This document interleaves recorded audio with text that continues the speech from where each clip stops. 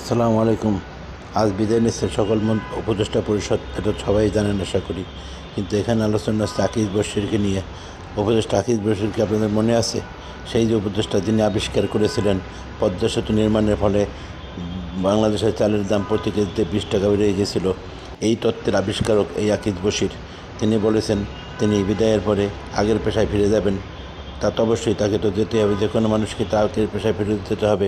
কারণ ক্ষমতাকে চিরস্থায়ী ভাবা যাবে না, ক্ষমতা তার পৈতৃক সম্পত্তি নয়। কিন্তু তিনি যে তত্ত্বটা আবিষ্কার করে রেখে গেছেন, সেই তত্ত্বটা কিন্তু আমাদের মনে থাকবে দীর্ঘদিন।